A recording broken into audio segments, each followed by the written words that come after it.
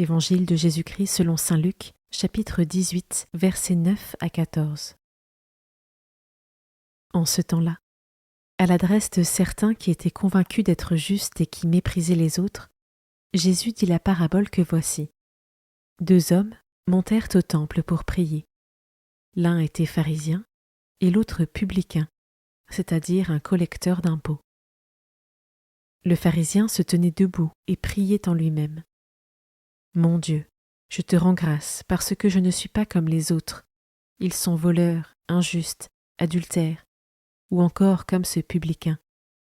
Je jeûne 2 fois par semaine et je verse le 10e de tout ce que je gagne. » Le publicain, lui, se tenait à distance et n'osait même pas lever les yeux vers le ciel. Mais il se frappait la poitrine en disant « Mon Dieu, montre-toi favorable au pécheur que je suis. » Je vous le déclare, quand ce dernier redescendit dans sa maison, c'est lui qui était devenu un homme juste plutôt que l'autre. Qui s'élève sera abaissé, qui s'abaisse sera élevé. Je commence par méditer ce verset. Mon Dieu, je te rends grâce parce que je ne suis pas comme les autres hommes. Si la gratitude est une attitude merveilleuse à exercer dès que l'occasion se présente, elle peut toutefois prendre une toute autre saveur si le fond de notre cœur n'est pas ajusté. Par ce manque d'ajustement, les nombreux efforts et sacrifices de ce pharisien se retrouvent complètement vains, car il lui manque au moins l'humilité, l'amour et la charité. Comment cela résonne en moi?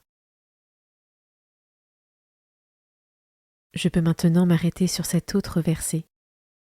Mon Dieu, montre-toi favorable au pécheur que je suis. Comme ce publicain, est-ce que j'arrive à reconnaître mes péchés avec humilité et à en ressentir un profond regret pour m'ouvrir à la miséricorde de Dieu? Je termine en méditant ce dernier verset.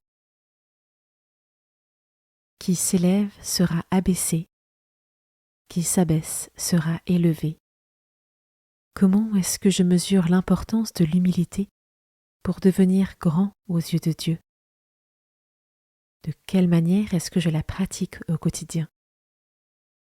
Pour conclure, je remercie le Seigneur pour ce moment passé avec lui et pour ce qu'il m'a enseigné.